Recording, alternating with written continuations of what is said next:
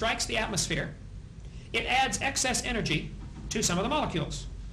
Nitrogen can take on extra particles and become carbon-14. Carbon-14 then is radioactive. It's very unstable. You can walk past it with a Geiger counter and you hear click, click, click, click, click as particles fly off. It is falling apart. It falls apart. They watched it for 3 days in the laboratory and decided that it falls apart. About half of it will fall apart. The half-life is about 5,730 years, which I have on my chart. Half-life of C14 is about 5,730 years.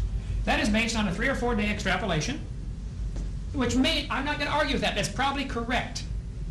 But you'll find people that say it's 6,000, some say it's 5,690, you know, it floats around, but approximately 6,000 years for the half-life of carbon.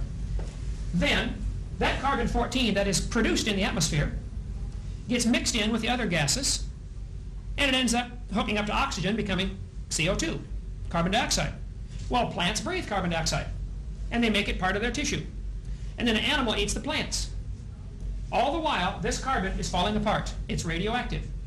Now, carbon-14 is very rare. There is only 0.0000765% C14. Extremely rare. 1 part per billion. Not much out there. So the animal eats that plant, the animal dies.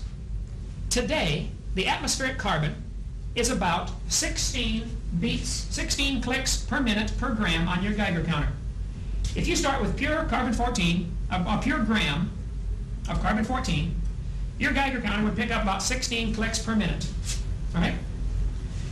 5,730 years later, you're only going to be getting 8 clicks per minute because half of it fell apart. Turn back to stable elements, okay? So if you're only getting 8 clicks per minute, you could assume it is 5,730 years old. That's the way it works. If you're only getting 4 clicks per minute, it has gone through 2 half-lives. And at 4 clicks per minute, it is now 11,000 or 12,000 years old. It has only been verified back to 4,000 or 5,000 years based on samples taken from tree rings and samples taken from mummies and parchments and things like that. But it's a far cry from consistent. The dots go all over the chart. From this little bitty 5,000 year range, they have extrapolated back a long time, which may be true, but it is totally overlooking some very fundamental assumptions. The Earth has a magnetic field around it. That magnetic field is responsible for deflecting radiation to the poles. That causes the northern lights and the southern lights. The sky lights up, the neon effect, okay? If the magnetic field is getting weaker, then it used to be stronger. If the magnetic field were stronger 5,000 years ago, less C14 would be formed. So an animal that lived 5,000 years ago started off with only 6 clicks per minute. That's all that was available. And then 5,000 years later, he's down to 3. And we're going to today date him at being 30,000 years old when he's only 5. Because you have assumed that the amount of carbon-14 in the atmosphere today is what it has always been. Willard Libby knew full well, he's the one that invented carbon dating, he knew that atmospheric carbon was still increasing. And yet he ignored that data. He knew if you were filling a barrel, if you had a hose, you're filling a barrel. Up the side of the barrel is a bunch of holes. When you get to a certain level, some of it leaks out. You get to a higher level, it's leaking out 2 holes now, and then 3 holes. Eventually, you reach a state called equilibrium, where the water goes out as fast as it comes in. They calculated that the amount of C14 being formed would equal the amount being destroyed in about 30,000 years. It would take approximately 30,000 years. If you started with a fresh atmosphere, sunlight shining on it, atmosphere brand new, within 30,000 years, the formation rate and the destruction rate would balance each other. Equilibrium. Every time C14 has been tested in the upper atmosphere, it is found to be increasing. Many folks that study this will say, we are only 1/3 of the way to equilibrium.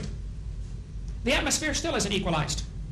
The creationist would say, yeah, that's because it's less than 10,000 years old, which is what we've been saying all along. Carbon dating is very much in favor of creationism, young Earth. The fact that it is still increasing in the atmosphere says we're right. It's not billions of years old. And to date an animal with carbon dating is to assume the uniformitarian process has been going on for billions of years, it's been equalized, and that simply is a false assumption. It is not true.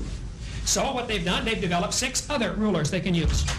Because carbon has a half-life of 5,700 years, It's only good for dating objects that are up to 50,000 years old. Therefore, they picked uranium-235.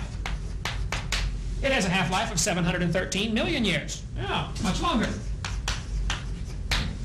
So if I took this dinosaur bone to any university, USA, and said, would you please carbon date this?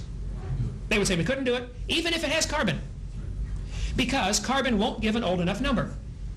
All of the dating methods, be they carbon, potassium, argon, uranium, lead, rubidium, strontium, all of them are based on the assumption that the geologic column is already correct. The geologic column was developed in the 1830s, long before any radiometric dating was even thought of. The geologic column divides Earth up into these different layers. If a bone is found in this layer, it is predetermined that it's going to be about 70 million years old.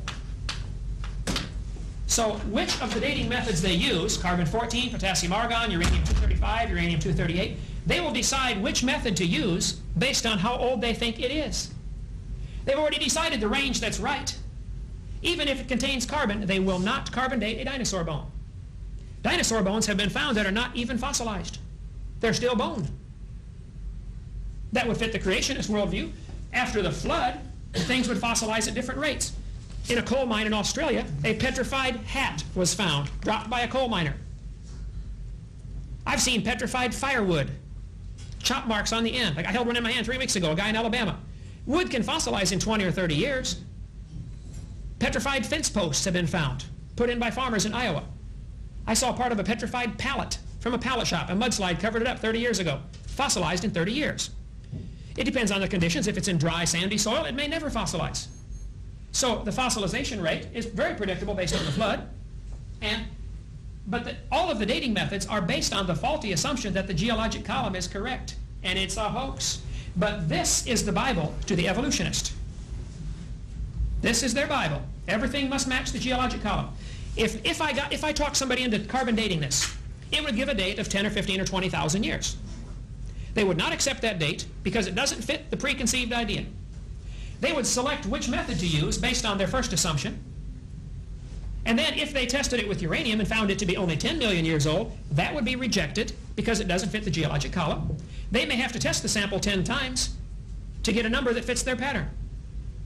19,000 out of 21,000 carbon dates were rejected because they were called extraneous dates. They didn't fit the pattern. Those of you that believe, though you can prove the world's billions of years old by carbon dating, do not understand carbon dating. I do debates at universities all the time. The professors will always say, yep, he's right. We can't prove the age of anything by any dating method. It's all circular reasoning based on assumptions. All the assumptions are listed on this page. 7 assumptions. I only covered 2. Any one of them would discredit it. It's not useless. I mean, it's a neat tool to use for some things. If you already know the approximate age, it's not useless, but it's overblown. You can't prove this world's billions of years old. Our time is up. This has been great. Any questions? I will send you a book. Thank you so much for having me. Thank you very much. Oh, thank you. We hope you've enjoyed watching this debate on the topic of creation evolution. This is not just an academic subject. If the creation story is right and God created this world, then we better do what God says. And if you're watching this tape and you're not a Christian, God loves you.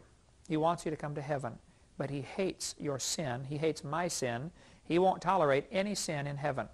Since He created the world and He designed it and He owns it, He makes the rules. And His rule is no sin in heaven. Well, we're all sinners, which means we all deserve to go to hell. But Jesus Christ, God Himself in the flesh, died on the cross.